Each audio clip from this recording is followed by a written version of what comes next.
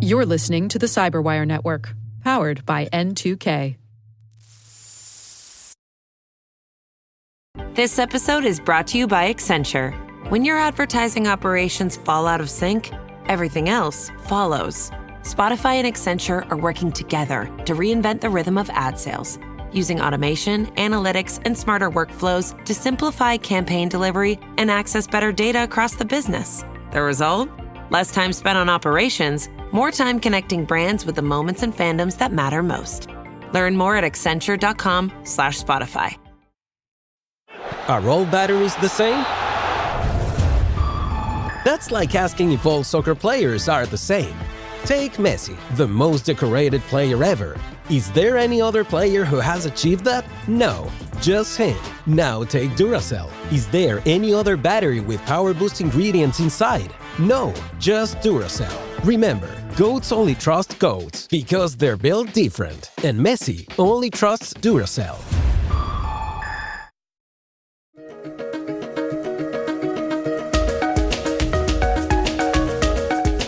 Hello, everyone, and welcome to the CyberWire's Research Saturday. I'm Dave Bittner, and this is our weekly conversation with researchers and analysts tracking down the threats and vulnerabilities, solving some of the hard problems, and protecting ourselves in a rapidly evolving cyberspace. Thanks for joining us.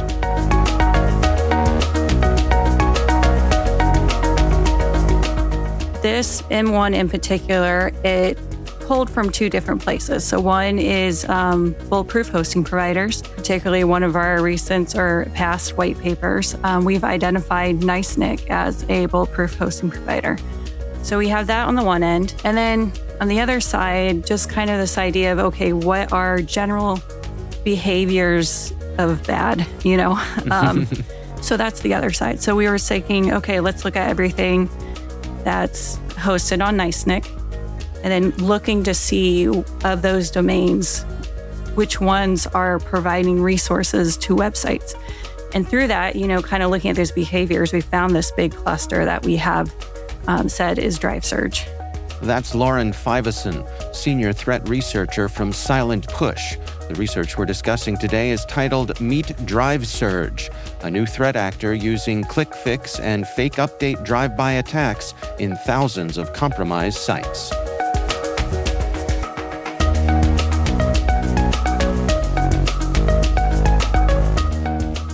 So I think probably most of our listeners are familiar with things like ClickFix and fake updates. At what point did this activity stop looking like them and start looking like its own coordinated operation? So the interesting thing, and so I'd say like ClickFix and fake updates, I won't say it's a group, and maybe I'm speaking out of turn on this because I'm kind of starting to get into looking at this myself, admittedly, more than in the past. But that's just a tactic that's being used. So what's interesting about this is we see the big piece is actually a TDS being used, a traffic distribution system.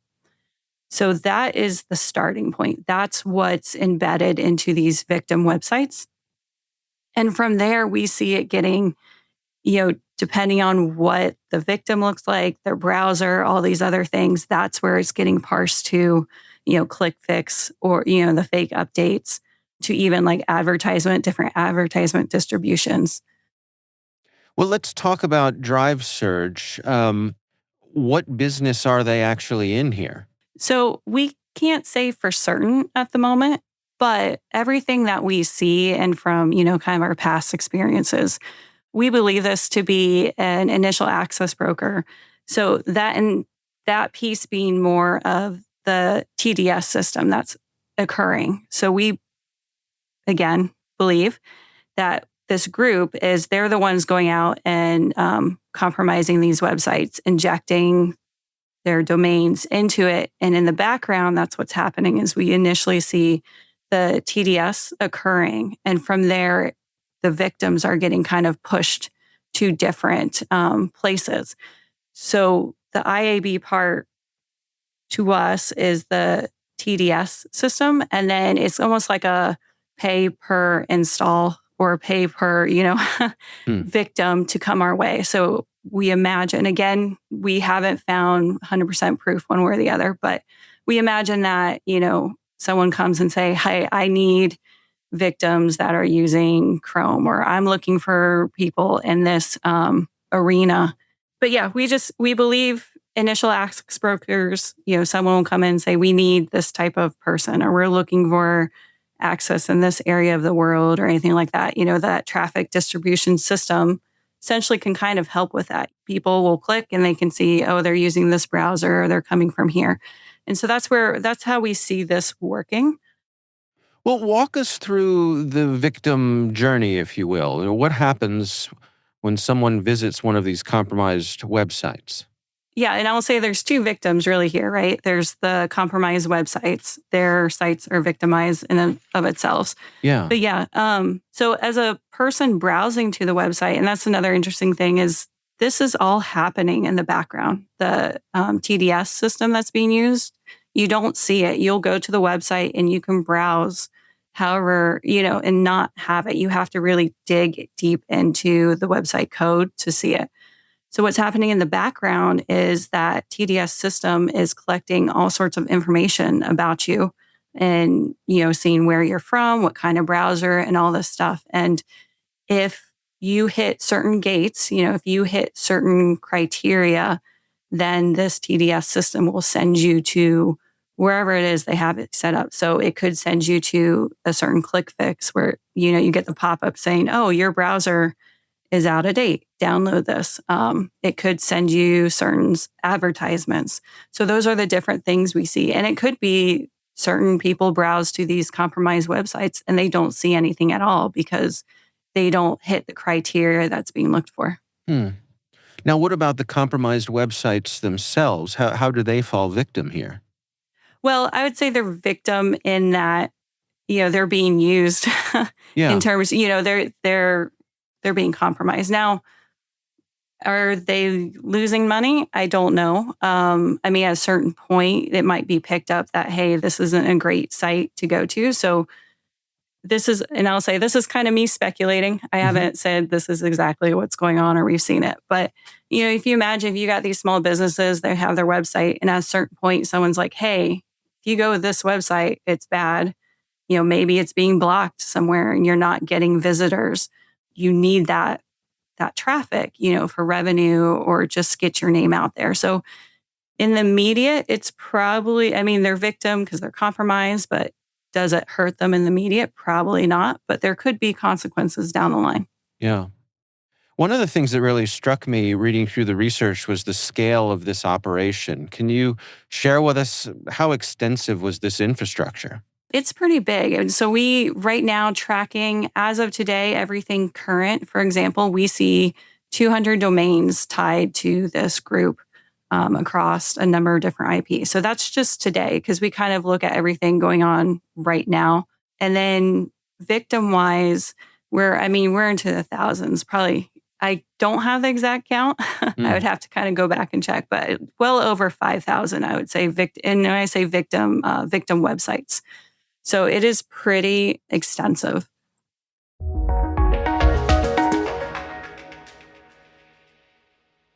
We'll be right back. Running a small business means I wear lots of hats. When I put on my hiring hat, I can count on LinkedIn Hiring Pro to make it easy. LinkedIn Hiring Pro helps manage my hiring workflow, puts my job post in front of a unique network of professionals, and matches me with the best candidates for my business.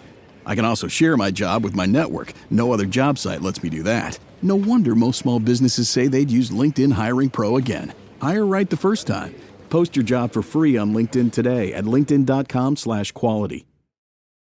This episode is brought to you by Google Health. Stop chasing someone else's definition of health. What matters is what's healthy for you. Google Health offers a new kind of coach built with Gemini for effortless tracking, sleep insights, and holistic coaching tailored to you. Visit googlestore.com to learn more and start a new relationship with your health. Requires Google account, Google Health app, internet, and Google Health Premium subscription. Features subject to change. Availability and results vary. Not intended for medical purposes. Works independently of Gemini apps. Check responses for accuracy.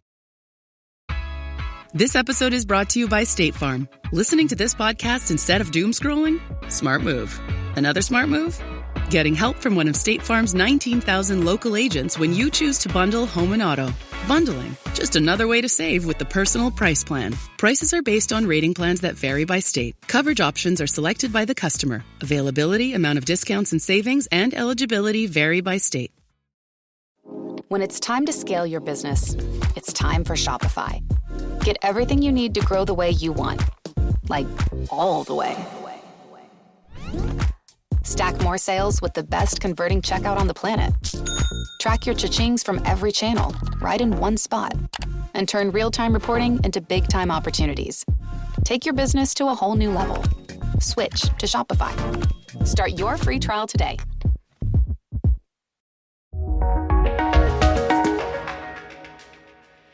Your team identified some technical fingerprints here that were associated with the infrastructure. Without getting too technical, what are some of the things that you all discovered?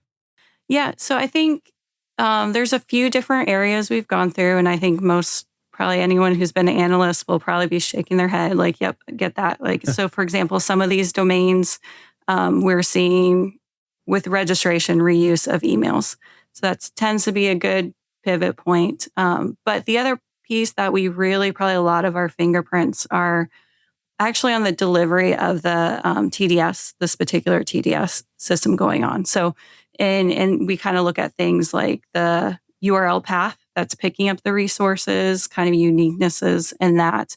And then we're also looking at, we found some for the malware, for certain pieces where it's delivering malware, we're able to fingerprint the servers for that, as well as the actual TDS server. So the server's holding the TDS piece that's being served through the website. So we can kind of look at the different configurations on the server side to kind of pick up where that might be. What is your sense in terms of how long this operation has been operating? Have they been at this for a while? Based on the data, a lot of it starts in January of this year, so not very long. We do see for some more of the back-end servers, we see it to go back to September of 2025. That said, that kind of hints at they're newer, wherever this group is newer. I kind of caveat that with maybe they just switched infrastructures and we're just not seeing that connection farther back. So yeah, I guess I caveat a lot. I'm sorry about that. Yeah, that's the nature of the beast, right? Right. So yeah, so we see, like I said, we see really this particular cluster looks very new. We haven't made any connections to history yet. So as of right now, our best guess says they are new to the scene, or this cluster is kind of newer until we, discover otherwise. Yeah. It strikes me that there's really two stories here. There's the malware delivery techniques that you've outlined, but then also there's the industrialized infrastructure behind all of this. Like we're just talking about the scale of this. Do you think that's accurate, that these are both noteworthy? Oh yeah, definitely. I mean, just the scale, I think, and that's where, kind of going back to, we're thinking more of the IAB type group here on that scale. That's their job, going out and finding compromised web or vulnerable websites, compromising, they're building up this infrastructure. I think in general, across a lot of these online criminal activities, they almost seem like a company in and of themselves. So it's not surprising to see it at scale. And then from there, they likely, again, theorizing these are IABs, that's their company. So they're gaining access. They need a big foothold to therefore have clients of their own, coming in and paying them for access. For the security folks in our audience, for the defenders out there, what should they be considering as a result of your research here? Are there any actionable lessons that they should take away? I don't know if there's anything new that we all haven't heard, being safe on the internet. I think this is more towards the individuals, don't go clicking on things, even if a pop-up comes up and says, hey, you need to download this. Don't click yes. Don't, always question everything. In terms of companies, I mean, it's hard. It's that cat and mouse game, you're always trying to defend. The best to do is just try to be aware, try to go out, I know I'm not supposed to pitch our stuff, but not our stuff, but in general, you've got a lot of people use the community of people finding these bad things, because you can't do it alone either, I would say. It's so big. We have to work together. So when people identify, hey, this is bad, we need to block this, companies, you need to work on blocking what people have found. Oh, that's the best I can give. Yeah. I mean, it sounds like there's definitely a security and awareness training sort of component to this, which comes with things like ClickFix. Yeah, exactly. Like I said, unfortunately, I think most of this is the end user. For companies or people with their websites, kind of be aware of what, that it can happen. But I have a feeling a lot of these victim websites that we saw, usually they're not setting up their own servers. They have someone else doing it for them, or they're using a service online, to set up these websites. So it's hard to say, go out and look at your website and make sure, it's not compromised. It's hard to do that, I'm sure, on their own. But that is one way, at least have that in mind. Or I think companies need to be aware that it's possible, and probably hopefully go out and find resources for that. And then, the other side, the people behind the computer clicking the mouse, that awareness, pretty much can't trust almost anything. Right. Second guess, don't just jump right in. Always wonder why something's there, or if something, immediately pops up, say, well, why now? Close out and go look somewhere else and make sure that's what you really need.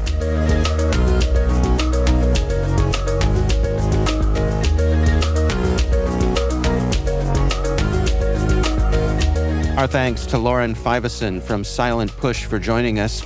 The research is titled Meet Drive Surge, a new threat actor using ClickFix and fake update drive-by attacks in thousands of compromised sites.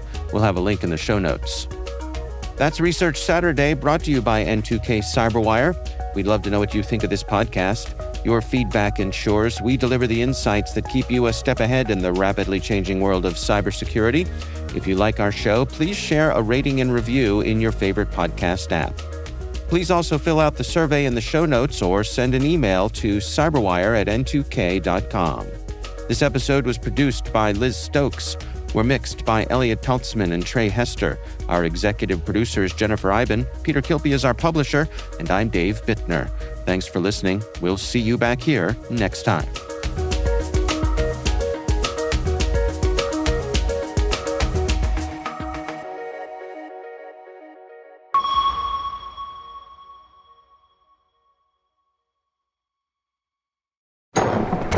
Evening.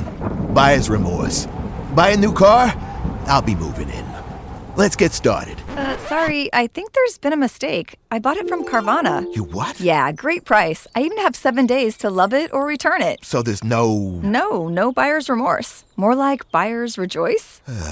I guess I'll let myself out. Congratulations. I mean it. Buyer's rejoice. Buy your car today on Carvana. Limitations and exclusions may apply. See our 7-day return policy at Carvana.com. Your team just added its 67th AI tool, and also your 67th security blind spot. The good news? The Vanta agent works like a GRC engineer in the background, finding every app your team uses, scoring the risk, and drafting fixes for you. Vanta is the platform used by over 16,000 fast-moving companies like Ramp, Cursor, and Harvey, who are shaping the future with AI and staying ahead of AI risk. Get started at Vanta.com.